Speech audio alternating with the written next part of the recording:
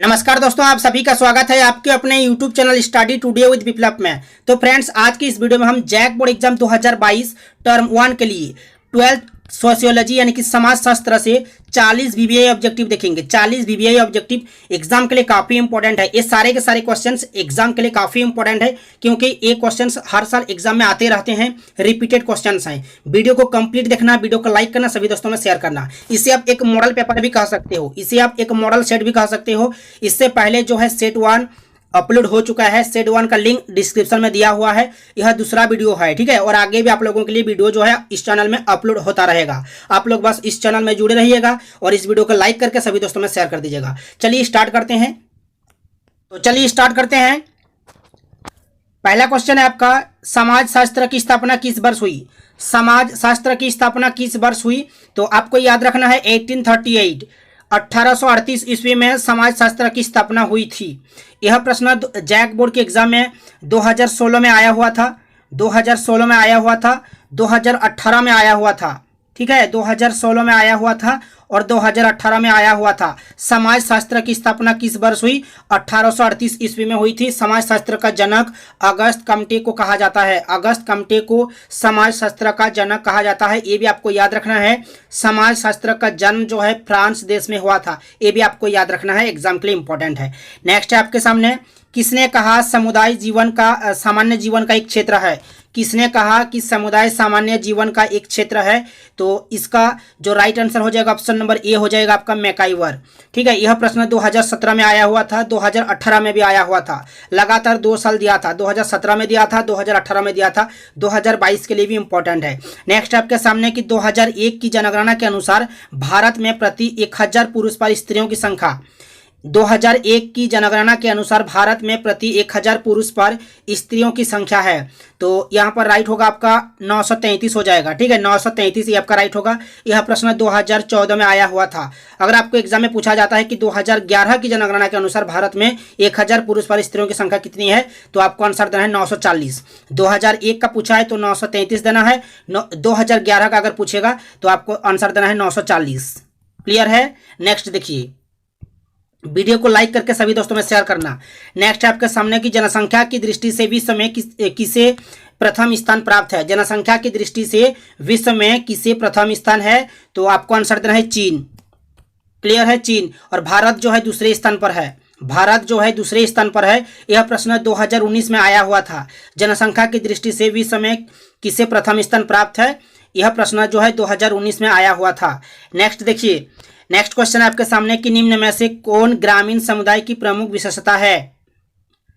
Option है यहाँ पर सामाजिक गतिशीलता, बड़ा आकार, स्त्रियों की उच्च प्रस्थिति, कृषि पर आधारित। तो यहाँ पर ग्रामीण समुदाय की प्रमुख विशेषता है, तो आपको आंसर देना है कृषि पर आधारित। यह प्रश्न 2014 में आया हुआ था। नेक्स्ट है, ग्रामीण समाज की कौन सी विशेषता है? तो कृषि व्यवसाय। कृषि व्यवसाय आपको आंसर देना है। 2016 में आया हुआ था, 2018 में आया हुआ था, 2020 में आया हुआ था, ठीक है। 2022 के लिए भी वेरी वेरी इंपॉर्टेंट है। नेक्स्ट है आपके सामने कि चाचा नातेदारी के अंतर्गत किस श्रेणी में आता है? तो आपको आंसर देना है यहाँ पर द्वितीयक। चाचा नातेदारी के अंतर्गत किस श्रेणी में आता है? द्वितीयक, ये आपका राइट होगा। 2018 में आया हुआ था, 2020 में भी आया था। संयुक्त परिवार की कौन सी विशेषता है? बड़ा आकार, सामान्य निवास, सामान्य संपत्ति। तो आपका राइट होगा इनमें से सभी। संयुक्त परिवार की कौन सी विशेषता है? बड़ा आकार, सामान्य निवास और सामान्य संपत्ति। तो आपका राइट होगा इनमें से सभी हो जाएगा। यह प्रश्न 2016 में आया हुआ था, 2016 में आया हुआ था, ठीक है। एग्जाम के लिए इंपॉर्टेंट है। नेक्स्ट आपके सामने कि निम्न में से कौन जाति की विशेषता नहीं है? निम्न में से कौन जाति की विशेषता नहीं है? यहाँ पर ऑप्शन है आपका, ऑप्शन है यहाँ पर संस्तरण, शुद्धता एवं प्रदूषण, अंतविवाह, खुलापन। तो इनमें से राइट होगा ये आपका यहाँ पर ऑप्शन डी राइट होगा। यहाँ पर खुलापन हो जाएगा। 2014 में आया हुआ था, 14 में आया हुआ था। नेक्स्ट देखिए, जाति व्यवस्था है। जाति व्यवस्था है धार्मिक संस्था, आर्थिक संस्था, सामाजिक संस्था, राजनीतिक। देखो यहाँ पर जाति व्यवस्था जो है आपका सामाजिक संस्था के अंतर्गत आएगा, तो ऑप्शन सी आपका यहाँ पर राइट होगा, ठीक है। जाति एक प्राचीन संस्था है जो कि हजारों वर्षों से भारतीय इतिहास एवं संस्कृति का एक हिस्सा है। जाति व्यवस्था यहाँ पर सामाजिक संस्था हो जाएगा, ऑप्शन सी आपका राइट होगा इनमें से। ठीक है, नेक्स्ट देखिए, वीडियो को लाइक करना, सभी दोस्तों में शेयर करना, सभी से रिक्वेस्ट है वीडियो को लाइक करना और सभी दोस्तों में शेयर करना, और इस तरह के वीडियोस देखने के लिए, इस चैनल में जुड़े रहने के लिए चैनल को सब्सक्राइब करके रखना। चलिए नेक्स्ट क्वेश्चन देखिए। नेक्स्ट है आपके सामने कि भारत का सबसे बड़ा जनजातीय समूह कौन है। भारत का सबसे बड़ा जनजातीय समूह हो जाएगा आपका भील हो जाएगा, ऑप्शन नंबर सी आपका राइट होगा। 2019 में पूछा गया था।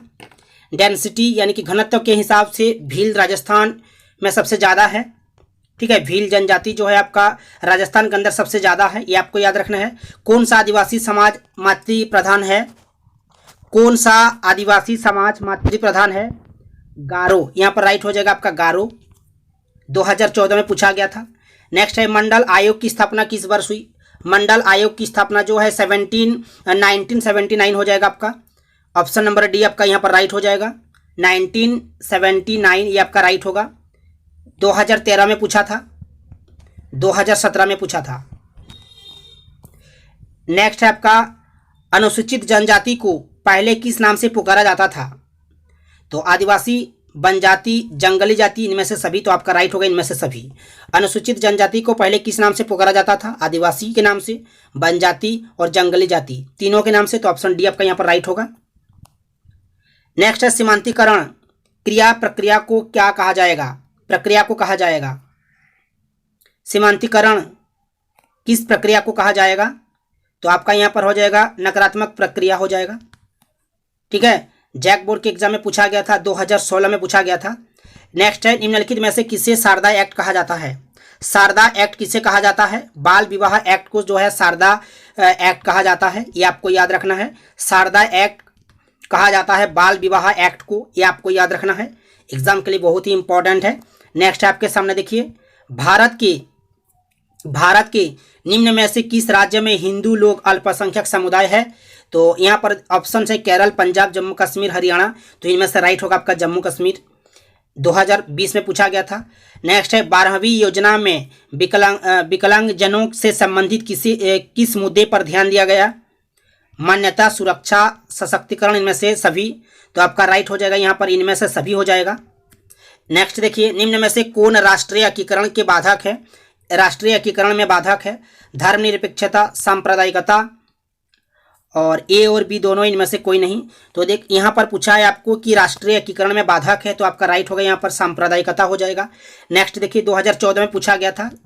ठीक है, नेक्स्ट है आपका creation of patriarchy. Creation of patriarchy नामक पुस्तक के लेखक कौन है। पुस्तक किसने लिखी है। तो आपको याद रखना है, यहाँ पर हो जाएगा आपका बोगार्डस, ये आपका राइट होगा, ऑप्शन सी आपको याद रखना है। क्रिएशन ऑफ पैट्रियार्की नामक पुस्तक के लेखक जो है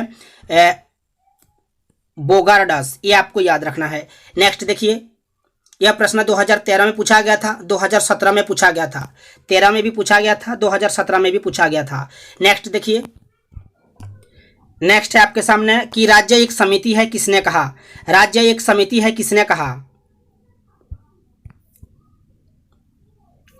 तो आपको याद रखना है मैकाइवर। नेक्स्ट है कम्टे ने समाज के विकास की किस अवस्था का उल्लेख किया है। धार्मिक अवस्था, तात्विक अवस्था, वैज्ञानिक अवस्था, इनमें से सभी, तो आपका राइट होगा यहाँ पर इनमें से सभी हो जाएगा। नेक्स्ट देखिए, परियोजना कार्य का प्रमुख चरण है विस्तृत कार्य योजना का निर्माण, समय सारणी, परियोजना कार्य के परिणाम, उपयुक्त सभी। परियोजना कार्य का प्रमुख चरण जो है आपका विस्तृत कार्य योजना का निर्माण हो जाएगा, समय सारणी हो जाएगा, परियोजना कार्य के परिणाम भी हो जाएगा, तो आपका ऑप्शन डी यहाँ पर राइट हो जाएगा, उपयुक्त सभी। नेक्स्ट है औद्योगिकरण सबसे ज़्यादा किस राज्य में हुआ। तो ये आपको याद रखना है महाराष्ट्र के अंदर। ठीक है, महाराष्ट्र आपका यहाँ पर राइट होगा। नेक्स्ट है आपके सामने उपनिवेशवाद किस सोच का प्रतिफल है। मानवतावाद, साम्राज्यवाद, समाजवाद, अंतर्राष्ट्रीयता, तो आपका यहाँ पर राइट होगा साम्राज्यवाद हो जाएगा। उपनिवेशवाद की सोच का प्रतिफल है साम्राज्यवाद, ये आपका राइट होगा। 2013 में पूछा गया था। संस्कृति की अवधारणा डैश की देन है। संस्कृति की अवधारणा जो है आपका यहाँ पर M.N. श्रीनिवास हो जाएगा, M.N. श्रीनिवास, ये राइट होगा। 2016 में पूछा गया था, 2018 में पूछा गया था। नेक्स्ट क्वेश्चन है धर्मनिरपेक्षता का क्या अर्थ होता है।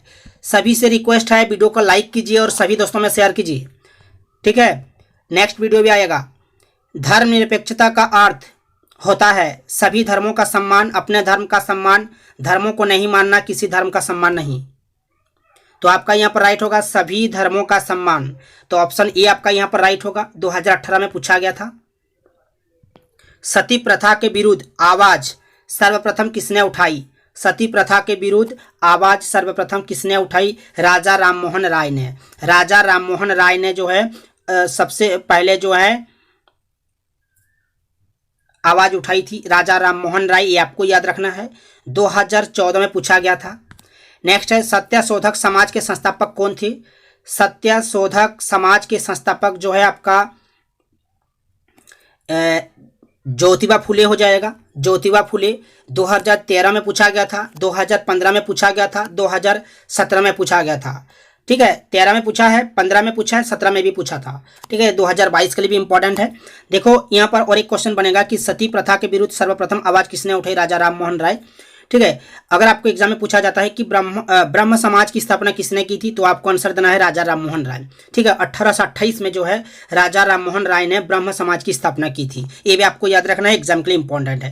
नेक्स्ट है आपके सामने कि भारतीय संविधान में अनुच्छेद 334 का संबंध किससे है। भारतीय संविधान में अनुच्छेद 334 का संबंध किससे है। मौलिक अधिकार, शिक्षा का अधिकार, अपराध, अनुसूचित जाति एवं जनजाति हेतु आरक्षण। देखिए यहाँ पर अनुच्छेद 334 का संबंध जो है आपका अनुसूचित जाति एवं जनजाति हेतु आरक्षण हो जाएगा, ठीक है। ये आपको याद रखना है। अनुच्छेद 334 पूछेगा तो आपको आंसर देना है अनुसूचित जाति एवं जनजाति हेतु आरक्षण का संबंध है, ठीक है। नेक्स्ट देखिए, नेक्स्ट है आपके सामने कि भारतीय संसद 2 सदनों में विभाजित है। प्रथम सदन को लोकसभा कहा जाता है और द्वितीय सदन का नाम है आपका हो जाएगा राज्यसभा। भारतीय संसद में 2 सदनों में विभाजित है। प्रथम सदन को लोकसभा कहा जाता है जबकि दूसरे सदन को क्या कहा जाता है, राज्यसभा कहा जाता है, ठीक है। प्रथम सदन को लोकसभा और द्वितीय सदन को राज्यसभा कहा जाता है। नेक्स्ट आपके सामने बलवंत राज मेहता समिति की अनुशंसा किससे संबंधित है। बलवंत राज मेहता समिति की अनुशंसा किससे संबंधित है, तो आपको यहाँ पर आंसर देना है पंचायती राज, ठीक है। 2013 में पूछा गया था, 2017 में भी आया था जैक बोर्ड के एग्जाम में। नेक्स्ट देखिए, पंचायती राज में सबसे प्रमुख इकाई कौन है, तो सबसे प्रमुख इकाई जो है आपका ग्राम सभा हो जाएगा, ठीक है। ग्राम सभा 2015 में पूछा गया था। नेक्स्ट, भारतीय सरकार की ओर से भूमि के पुनर्गठन हेतु कौन सा प्रयास किया गया। भारत सरकार की ओर से भूमि के पुनर्गठन हेतु कौन सा प्रयास किया गया। भूमि प्रबंधन, सहकारी कृषि, चकबंदी, इनमें से सभी। तो आपका राइट होगा यहाँ पर इनमें से सभी। नेक्स्ट आपके सामने कि इनमें से कौन वर्ग की विशेषता नहीं है। जन्म, वर्ग चेतना, गतिशीलता और आपका ऑप्शन डी है उपयुक्त सभी। इनमें से कौन वर्ग की विशेषता नहीं है, तो आपका यहाँ पर राइट होगा जन्म हो जाएगा। नेक्स्ट देखिए, निम्न में से कौन सा एक प्रभाव भारत पर भूमंडलीकरण का प्रभाव नहीं है। राष्ट्रीय आय में वृद्धि, राष्ट्रीयकरण, महिला जागरूकता और कृषि उत्पादन में वृद्धि। यहाँ पर पूछा है कि कौन सा एक प्रभाव भारत पर भूमंडलीकरण का प्रभाव नहीं है, भूमंडलीकरण का। तो यहाँ पर आपका राइट हो जाएगा ऑप्शन नंबर सी राइट हो जाएगा, यहाँ पर राष्ट्रीयकरण हो जाएगा। नेक्स्ट आपके सामने कृषि आंदोलन का जनक कौन है।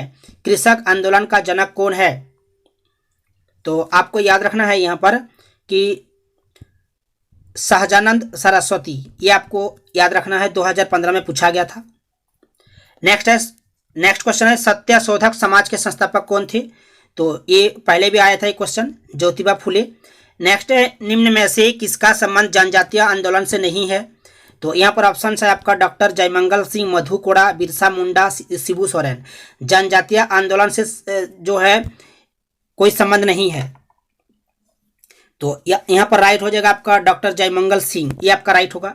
मधु कोड़ा और बिरसा मुंडा और शिबू सोरेन, ये तीनों जो है जनजातीय आंदोलन से संबंधित है, तीनों का संबंध है जनजातीय आंदोलन से।